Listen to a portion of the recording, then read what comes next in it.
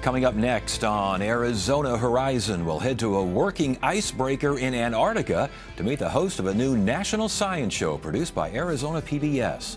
Also tonight, the societal impact of weight loss drugs. And we'll hear how a high-tech lab is helping people improve their golf game.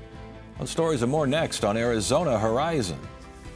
Arizona Horizon is made possible by contributions from the Friends of Arizona PBS, members of your public television station. Good evening and welcome to Arizona Horizon. I'm Ted Simons. A new national Arizona PBS production is looking at how innovative minds are using scientific solutions to address a number of global challenges. The show is called Resolve to Solve and is hosted by veteran journalist Miles O'Brien, who joins us from West Antarctica. Miles, good to see you. Ted, really good to talk to you. I got to ask you, I'm just kind of curious. What are you doing in Antarctica? I am on a research icebreaker, the Korea Polar Research Institute, the South Korean vessel ERA-ON. And you have to think of it as kind of an international scientific ark. There are scientists from all over the world on board this vessel, and they're here to study what is known as the Doomsday Glacier, more formally, the Thwaites Glacier. This glacier holds enough water in it to rise sea levels by about 2.5 feet all over the world. So basically what you're doing down there is checking out the glacier and seeing how scientists are addressing what could be a doomsday scenario? It could be. And so scientists would like to know why it is melting faster than all the other glaciers around it. I can show you a picture of it right now if you'd like, Ted. This is the Thwaites Glacier, the face of it right now. The idea of this mission, the marquee event is to melt a small hole at the place where the glacier, the sea, and the land meet. They call it the grounding line, to drop some instruments down and obtain previously unknown data about what's going on beneath the glacier. Why is it melting so quickly from below? That's just part of the picture here, but the idea of understanding this better, getting an idea, characterizing the problem, is what this mission is all about. And again, roughly the size of Florida, and it's kind of like a barrier in and of itself. It holds back a whole bunch of other stuff, correct? It's exactly right. And scientists want to understand this better. There's no real data that's ever been taken at this particular spot where the glacier is most susceptible to the warm currents beneath it. And so this mission so far has been very successful in getting there, despite a lot of obstacles on weather. There's a camp right now set up on the grounding line about 18 miles from where I'm sitting right now. And they're beginning the process within a few days of poking that little hole in the glacier to see what's going on beneath it. Once they see what's going on beneath it, what are the options? Well, this is where Resolve to Solve comes in, Ted. The program that we're doing, thanks to the support of Arizona Public Television, is getting to know scientists who are working on big problems, but most importantly, those that have some kind of solutions. And you might say, well, Doomsday Glacier and 2.5 feet of sea level or 10 feet of sea level rise doesn't sound like a lot of solutions built into that story. There is a scientist on board this vessel from New York University, David Holland, who is getting preliminary data here to explore the notion of building an underwater sea curtain, they call it, like a dam, if you will, underneath at the mouth of the Thwaites Glacier to hold back that warm water. So the question is huge kind of geoengineering idea, which seems kind of incredible when you first hear about it. But when you consider the fact that this represents potentially 10 feet of sea level rise all over the world, maybe it's an idea that should be explored. And that's what he wants to know more about. And that's what we are going to learn more about with Resolve to Solve, an innovative mind, again, with an innovative thought and perhaps even a solution to a global challenge. Give us more on the program and what we can expect from the program and the people that we're going to meet and the problems they're going to attempt to solve. Yeah, it's, for years and years, Ted, I've been doing science journalism, and I think we, meaning, journalists who cover this beat collectively, have not done a very good job of introducing people to the scientists themselves. So what I tell people about this program is it's kind of a cross between Anthony Bourdain and Sir David Attenborough. So we get to know the scientists, understand what motivates them, what problem they're interested in, and what solution they are driving toward. And so we talked to a team that is working on coming up with a seaweed additive that can be put in the feed for cattle, which can drastically reduce the amount of methane they emit, is a huge problem for climate change as well.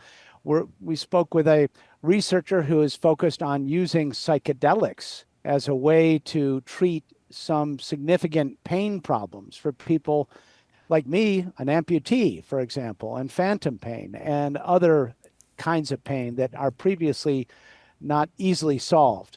We went to a research facility in West Virginia where a doctor is using focused ultrasound to address addiction problems, sort of rebooting the brain. There are lots of solutions to problems out there that a lot of people aren't aware of, and there are people that are driven to solve these big problems. And this series is all about focusing on them and the fact that these solutions might exist before long.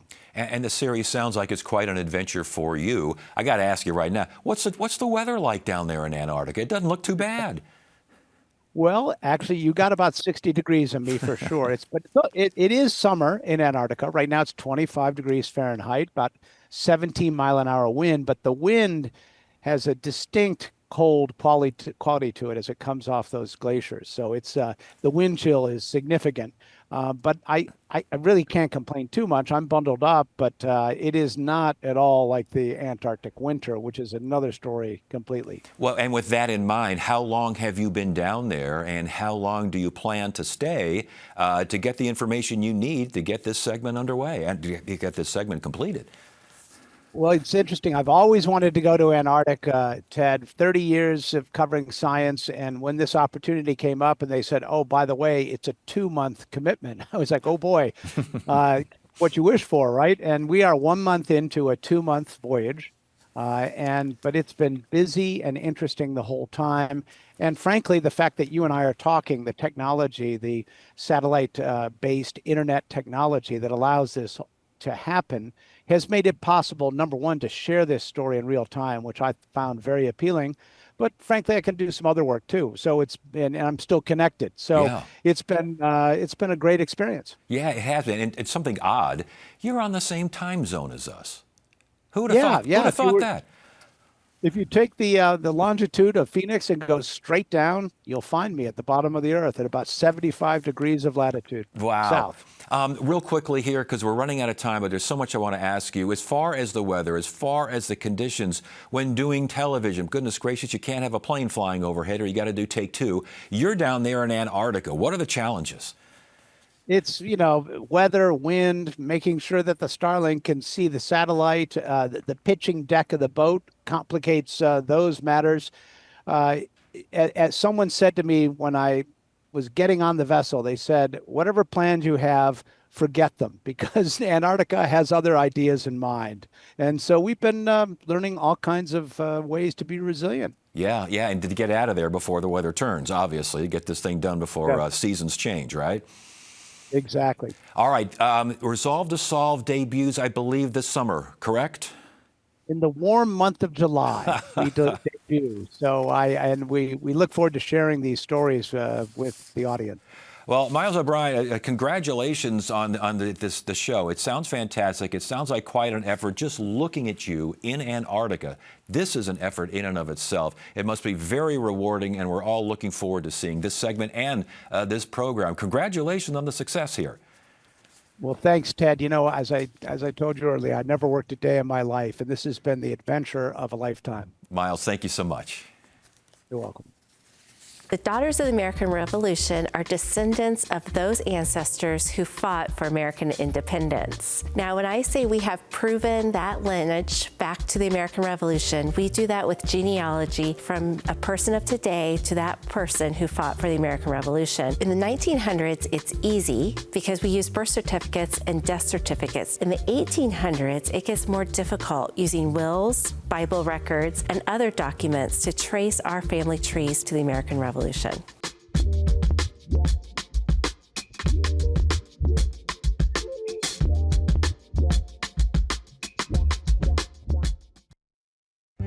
Next time, as Campbellford prepares for a royal visit, a man is murdered. Have you any idea how this is going to look? But when Father Brown investigates, he suspects a dark secret. Very well hidden. Father Brown. Saturday night at 7 on Arizona PBS. Next time on Death in Paradise, a model is murdered during a fashion show. Poor girl. Why is she holding this? A case where appearances are deceiving. These women have been traumatized. They need handling gently. On Death in Paradise. Saturday night at 8 on Arizona PBS.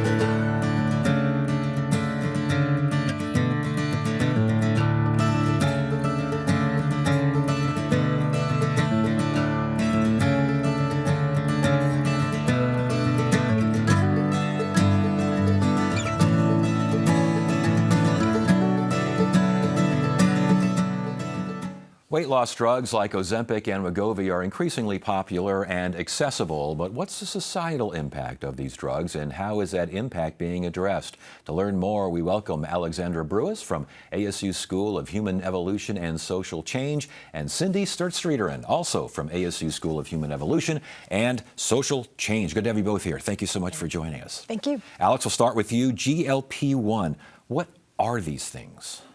That's the scientific name or the scientific shorthand for this new class of weight loss drugs that have been introduced in the last several years in different iterations, and Ozempic being one, Mounjaro being another.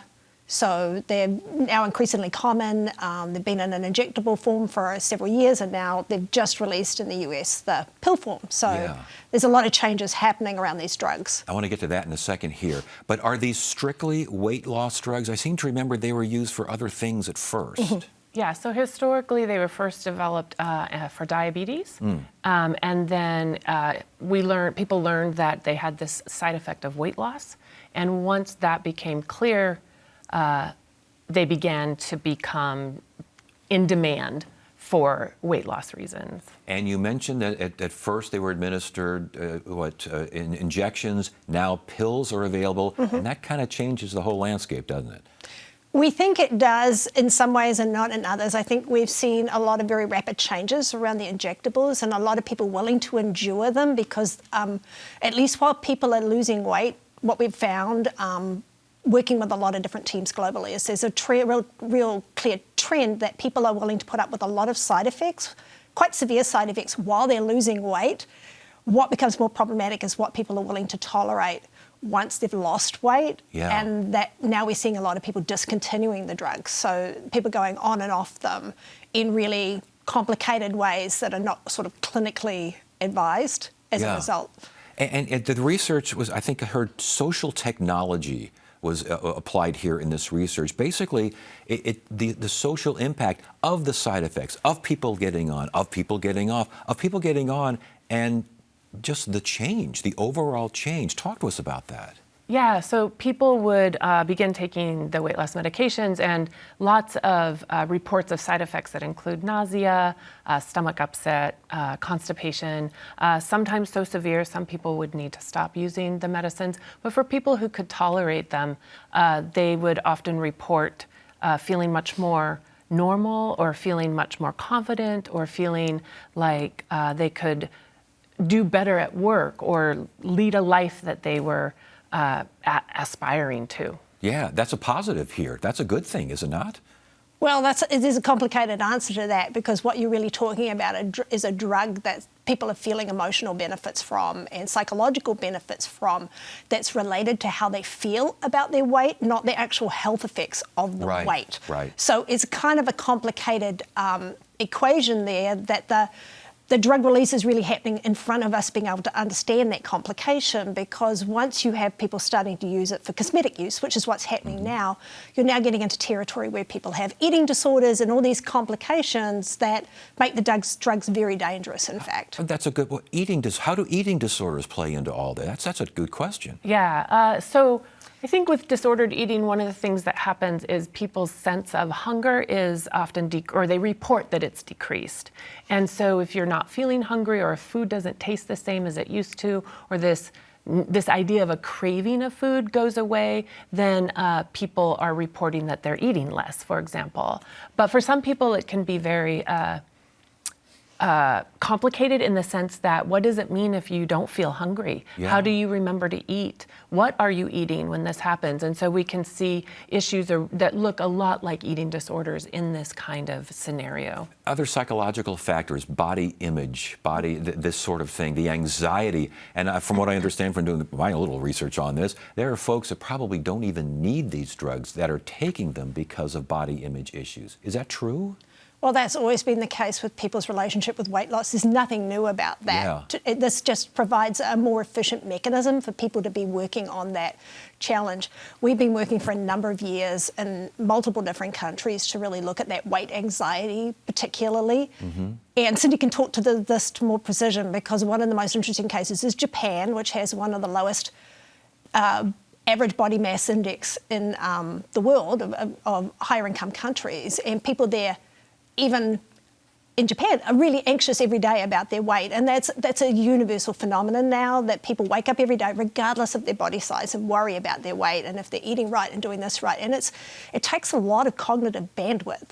So what's happening is you are having people now moving into cosmetic use with these drugs. It started to be pushed and marketed in the US and just in the last few weeks. There's been a heavy push to saying you don't actually need to be in need of losing weight to use these drugs. If you want to use them for cosmetic purposes, that's fine. And there's a market developing for that through this pretty heavy push for cosmetic use now.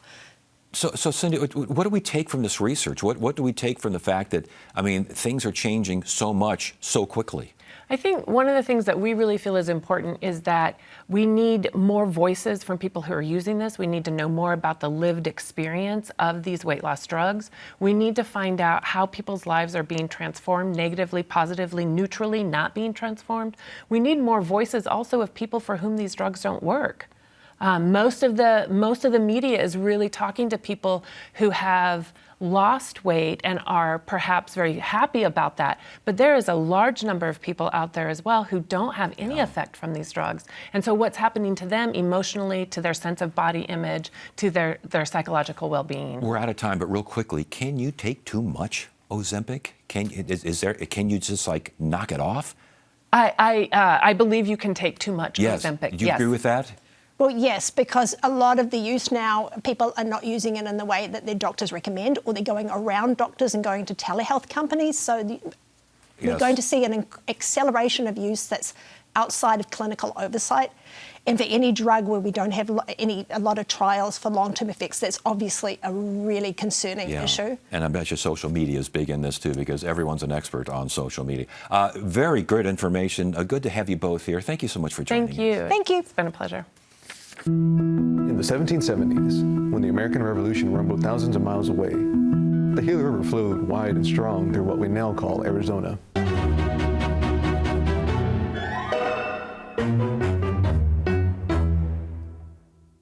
For the Alcomedawatam, the river people, the Gila was life. Generations of Alcomedawatam farmers built an intricate network of irrigation canals, including their ancestors, the Hohokam. They harvested from fertile riverbanks and fished in its waters. The river wasn't just a source of food. It was central to ceremony, trade, and identity. But over the next century, change came swiftly.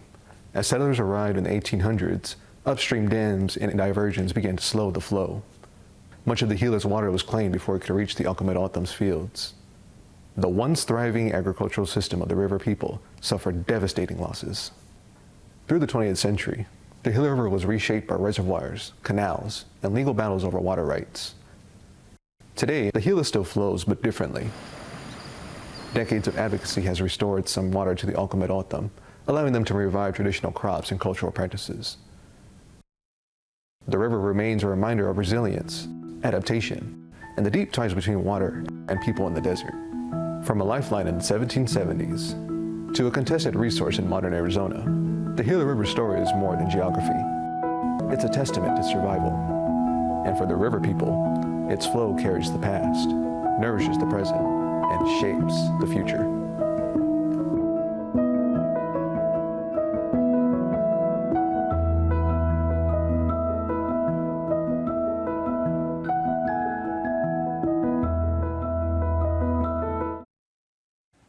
Golf is one of the easiest sports to enjoy, but among the most difficult to master. And with that in mind, we learn about a golf lab as part of the Banner Sports Medicine High Performance Lab, which focuses on improving health, wellness, and athletic performance. Joining us now is Tyler Wallace, Director of Banner's High Performance Center. Good to have you here. Welcome to Arizona Horizon. Thanks for having me. All right, so a high performance lab, we talk about for physical activity and sports, but we're talking specifically about golf here.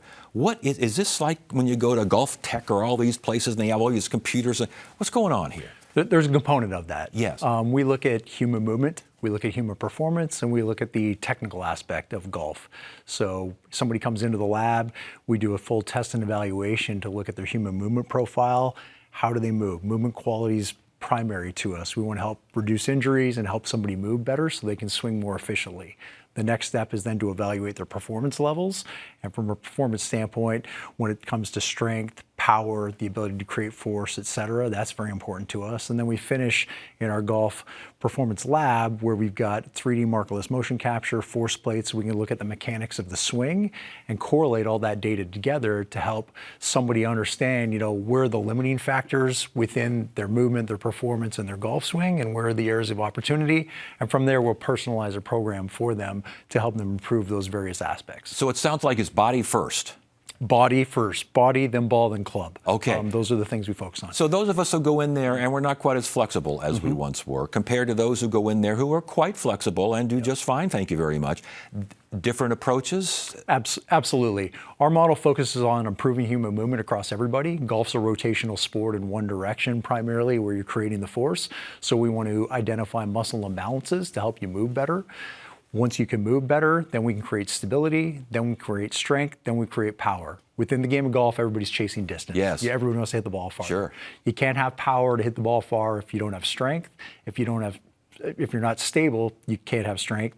And if you're not have quality human movement patterns, you're not going to be stable. So that corrective exercise model where we address muscle imbalances is first and foremost. Then we work on the stability, the strength, the power, and all that starts to translate into hitting the ball further as well as more consistently, because you can move better and more efficient. But it seems to me that every golf swing is in many ways unique. How do you plug that into this? Yeah, no, it's a great question. And again, it starts with the body. The body is meant to move a certain way. So when we look at the body, where you lack mobility, where do you lack stability, where do you lack functional control, let's work on those things to help develop you athletically, and then that can start to translate to the technical side of the golf swing. And within the swing itself, we'll look at kinematic sequence.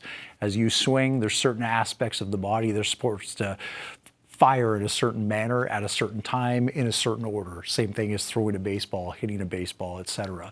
So we can measure all those things and understand, where you're not optimized and what are things that you can start to work on. And it involves all sorts of technology, 3D technology. How does that work? Yeah, within our golf performance lab, we have 3D markerless technology where somebody can go in. We can do motion capture as they work through the bag hitting clubs. We'll start with pitching wedge into the 7-iron, into the driver. We also have force plates in the ground that look at the force being produced. The game of golf, when you look at the players now on tour, men's, ladies, etc., everything, all the power is being created from the ground. So teaching people how to use the ground effectively, and we'll also train for that. In a perfect world, would everyone leave this lab with the same swing? Not at all. We focus much more on the body than the swing. We don't instruct the swing. We help identify where the, if you will, some of the flaws in the swing. We're not swing instructors, but we are experts at, helping improve movement and performance within the human body. So if someone doesn't maybe shift their weight as quickly as someone else, neither one is right, neither one is wrong necessarily? Correct. There's a certain order that things are supposed to happen, within the backswing, downswing, and impact. We want to identify what those are. We can point to certain instructors that can help with the actual technical aspect, and we'll focus on the body part first. Is this for beginners? Is it for us mediocre golfers? Is it for the pros out there? Who's this for? The beauty is it's for everybody. We work with PGA Tour professionals, some of the best players in the world. We work with collegiate golfers. We work with high school golfers, recreational golfers like you and me. Yeah. Well, if I were to show up for a lesson or an assessment there, I would probably clog up the machinery. I don't think there's nothing that measures a swing like my golf swing, let me tell you. Well, this sounds really cool. How long has it been around? We opened up in May of 2023. Okay, and before we go, real quickly here, this is Golf Lab, but there are other aspects of athletics here, correct? Yeah, we support all sports, all abilities. It was designed to support the pro and elite athlete, but as a part of Banner Sports Medicine, we're open to every single athlete and recreational athlete within North America. So we encourage everybody to come in. All right, Tyler Wallace, Banner Sports Medicine High Performance Center. We're talking about the High Performance Golf Lab. I think the Phoenix Open's like 10 days away, so we'll get all excited for that too. Good to have you here. Thank you very much. You bet. That's it for now. I'm Ted Simons. Thank you so much for joining us. You have a great evening.